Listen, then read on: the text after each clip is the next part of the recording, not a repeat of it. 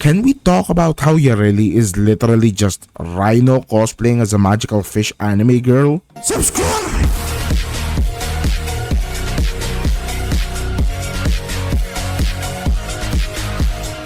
In the early days of July 2021, that was 4 years ago by the way, we're so old, we're cooked, Yareli released with her quest Wave Rider. From the different dev streams before the update, it seemed like Yareli would be angling for the DPS / survivability route too, with her passive adding a ton of crit chance for secondary weapons, and her Merolina, the aquatic K-drive she rides around, absorbing damage similar to Rhino skin. And as a Rhino enjoyer, I couldn't pass up on trying her out once she released.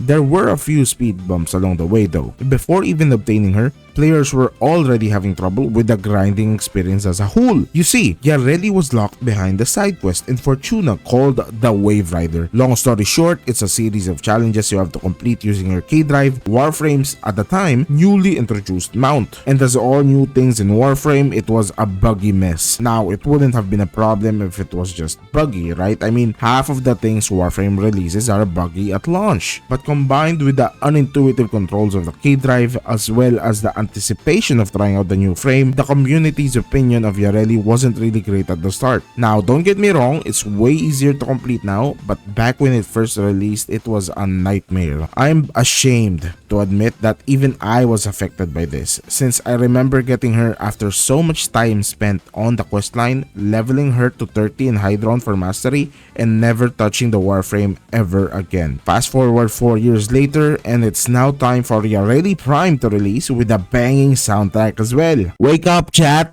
New track just dropped! Here's a chorus!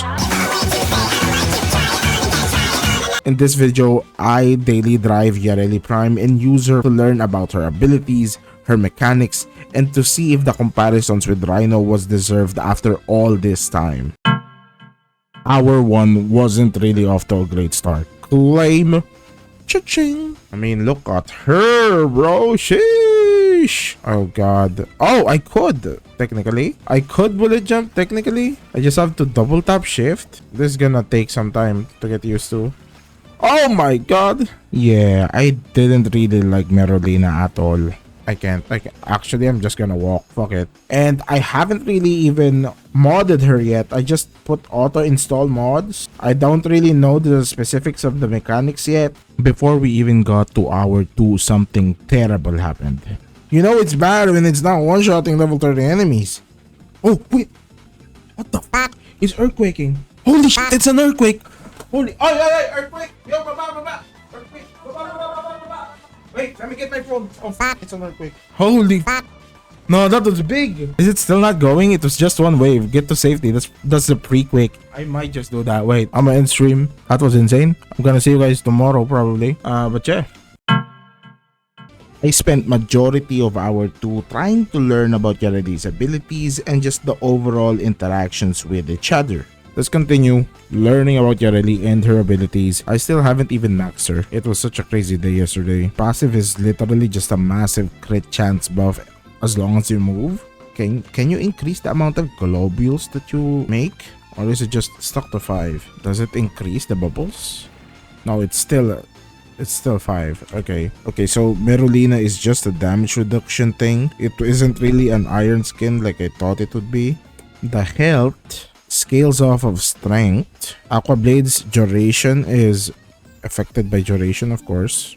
No shot, I mean, common sense, right? But the damage isn't really that good. Yeah, her 3 is literally just a damage ability orbiting around you, which isn't really that special when you think about it compared to most weapons nowadays. What about her ult? Okay, oh, it's a grouping ability. Do we have a maximum amount of enemies that we could group?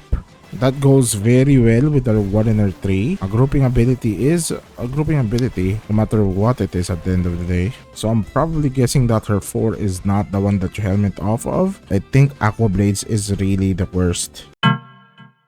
By the end of the 3rd hour, I had 3 builds slapstick together from literal scratch. I don't know if it was good or not, but I decided to just run it and see if it's gonna be good. For all of the builds, we're gonna be using the Occucore because the Occucore is stupid powerful. The primary and the melee don't really matter much, so you could use whatever. I'm using the Praedos and the Ignis Wraith purely because of Amalgam Serration for the sprint speed. For the builds, I have 3 builds right here. The first one is the Pillage build. It's gonna be focusing on survivability using shield recharge and shield recharge delay mechanics, as well as, you know, pillage overall. We're using Loyal Merulina as the augment, and of course just dumping all strength and ability range, as well as just counteracting negatives with prime continuity, prime redirection for more shielding. For arcanes, we have arcane velocity for our secondaries, and arcane aegis, a mandatory arcane for this build because, you know, shield recharge. For our archon shards, we have 4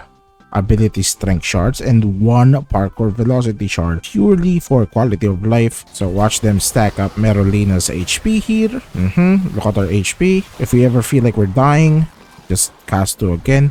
We didn't even do anything at that point. They all died because of the Robo Dog that we have and Merulina's Sea Snares. It's that fucking OP, man. I mean, look at this. Whenever we do feel like dying, let's just recast 2. Boom. Okay, then maybe you're saying, holy shit, that's kind of cheesy. Let's remove the dog then. So Orokin battle group right now. Merulina. Use 4. Pillage. Use 1 for damage vulnerability, and they're dead. I mean, if you want to be more specific here, you could group. You could cast Pillage 2 times to armor strip all of them. Use 1 and boom. But of course, those things won't work against Eximai, so you'll have to remove the overguard of the Eximus before doing that. But yeah, let's boot up some Bombard Eximuses and just showcase Yareli's survivability with this build. Merulina. 33,000 HP for Merulina right here. We have a 90% damage reduction buff because of Merulina. And right now, we're getting targeted by almost every single one of them. And we're still not dying because of the shield recharge that we have. We could even use Pillage here to get more energy. I mean, not energy, shields. Oh no, we're gonna die. Just cast Merulina again for the invulnerability phase. Now, the other builds play the same type of playstyle. The difference is that instead of Pillage, on the Roar build, you are using, you guessed it, Roar. You cast for 4, cast Roar, cast 1, and then you do massive damage with your secondary. Just keep moving. And for the Phantom Eyes build, you guessed it, instead of Roar, you're using a Phantom Eyes. And because they're all clumped up, because of your 4, all of them are getting armor stripped. Boom. Use a Phantom Eyes, use 1, and then just shoot them with your gun. Very, very comfy build.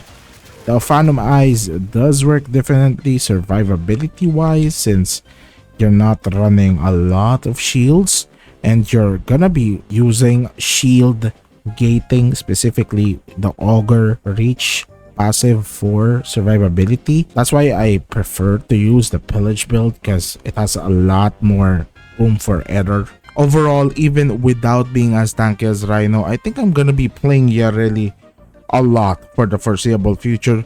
If you guys enjoyed the video, don't forget to like and subscribe, and of course hit the notification bell. Tell me what you guys want me to cover in the next videos in the comments below. Peace out, chat.